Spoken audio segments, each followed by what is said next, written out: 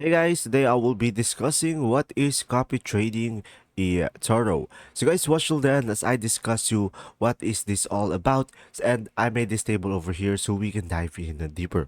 So guys, it is a tool that let users automatically replicate the trades of selected traders in real time with one click. And guys, the key to eToro's leadership. So guys, we will have two key terms. So first one, we have a copied trader. So this is the trader you are investing in, which is copying. And we have the copier. So this is you, the user performing the copy action.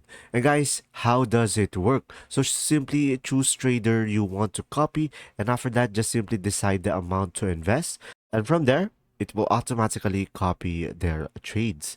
And guys, remember that the important points that we have is that the minimum investment per trade is $200, while the maximum of traders you can copy is 100. And the maximum investment in one trader is almost $2 million. And the minimum amount per copied position is $1. So guys, positions below this amount will not be opened.